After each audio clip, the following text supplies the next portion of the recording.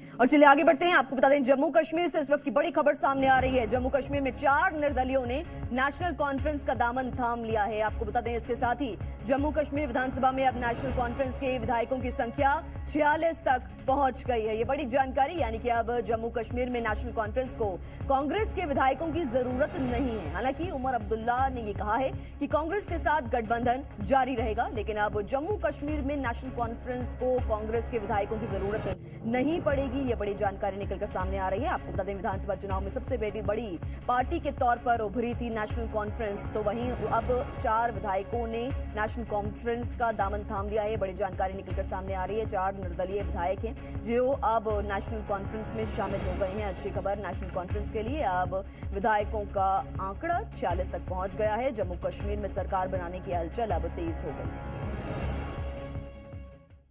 Meeting के हवाले से जो फैसला हुआ वो आप जानते हो। नेशनल कॉन्फ्रेंस की लेजिस्लेटिव पार्टी की मीटिंग हुई। लेजिस्लेटिव पार्टी ने अपने लीडर का फैसला किया और मैं नेशनल कॉन्फ्रेंस के लेजिस्लेटर्स का दिल की गहराइयों से शुक्रगुजार हूं कि उन्होंने मुझ पे एतमाद जताया, मुझ पे भरोसा किया और मुझे एक मौका दिया कि मैं राजभवन जाके गवर्नर साहब से हुकूमत बनाने का दावा करूं। अब फिलहाल कांग्रेस से बातचीत चल रही है ताकि उनका सपोर्ट जो है वो मिले, लेकिन फिलहाल 4 इंडिपेंडेंट एमएलए जो जीत के आए हैं उन्होंने नेशनल कॉन्फ्रेंस को अपना सपोर्ट जो है वो दे दिया है। उमर साहब लेजिस्लेटिव पार्टी के चेयरमैन बन गए।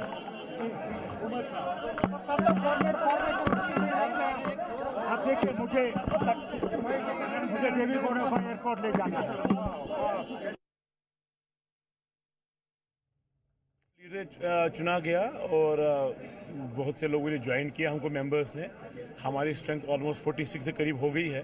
उन्होंने अपना लेटर ऑफ सपोर्ट उमर साहब को दे दिया है, तो 46 एमएलएज ने उमर साहब को अपना लीडर चुना है, ऑलमोस्ट मेजॉरिटी मॉब, और यूनानिमसली चुना गया। और बहुत इमोशनल मोमेंट था हम सब के लिए, 10 साल बाद ऐसा मोमेंट आया। और हम इसलिए खुश हैं कि हम जम्मू कश्मीर के लोगों को स्टेबल और स्ट्रॉन्ग सरकार देने जा रहे हैं, जिसमें ये जोड़ तोड़ का मसला नहीं रहेगा।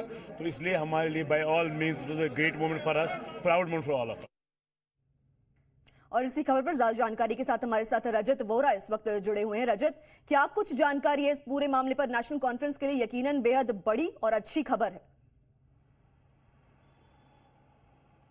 जी, निश्चित तौर पर लगातार नेशनल कॉन्फ्रेंस ने एक बड़ी जीत जो है वो हासिल की है। विधानसभा चुनावों में 42 एमएलए उनके जीत कर आए हैं। और एक और बड़ी खबर जो अगर कहें तो उनके लिए आज का दिन है, क्योंकि 4 जो इंडिपेंडेंट एमएलए हैं, जिसमें अगर बात करें तो प्यारे लाल, जो कि नेशनल कॉन्फ्रेंस के ही एक नेता थे, जिन्हें की सीट ना मिलने पर नाराजगी के बाद जो है वो इंडिपेंडेंट के तौर पर उन्होंने इंदरवाल सीट से अपनी यहाँ पर नामांकन किया था और उन्होंने वहाँ पर जीत हासिल की। इसके अलावा सतीश शर्मा जम्मू की छम कॉन्स्टिट्यूंसी से वो जीते हैं, जो कि पूर्व मेंबर ऑफ पार्लियामेंट स्वर्गीय मदन लाल के बेटे हैं। और आपको बता दें कि कांग्रेस पार्टी के द्वारा उनको सीट नहीं दी गई, जिसके बाद नाराजगी थी। और पूर्व डिप्टी सीएम ताराचंद को हराकर वो जीते हैं और उन्होंने भी कांग्रेस का दामन छोड़कर इंडिपेंडेंट लड़े थे और अब नेशनल कॉन्फ्रेंस का दामन थामा है।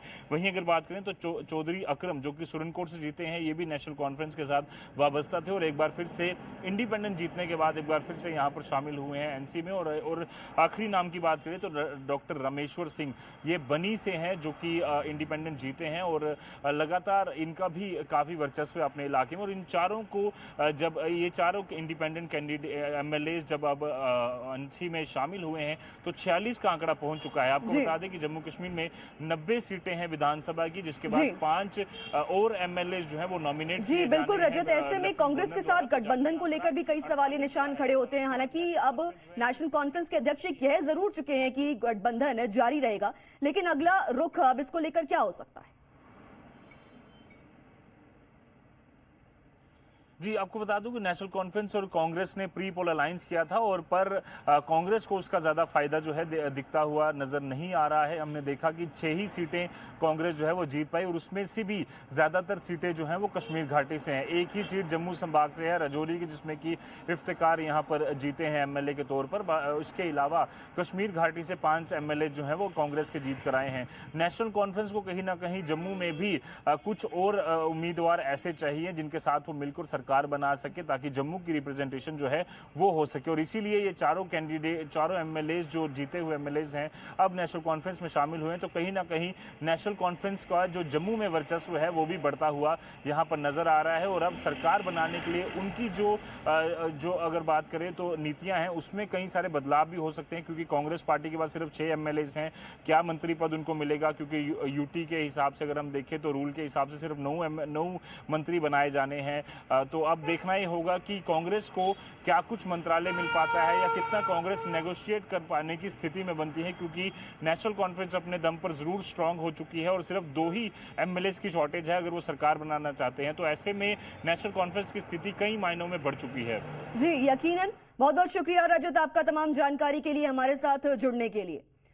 तो अब 46 विधायकों का आंकड़ा हो चुका है नेशनल कॉन्फ्रेंस के पास और इसी के साथ सबसे बड़ी पार्टी के तौर पर उभरी है नेशनल कॉन्फ्रेंस। तो वहीं कांग्रेस के साथ गठबंधन पर अब सवालिया निशान खड़े होने लगे हैं। हालांकि ये साफ तौर पर कह दिया गया है कि गठबंधन वैसे का वैसा बना रहेगा, लेकिन अब देखना ये होगा कि अगला कदम क्या रहता है जम्मू कश्मीर में।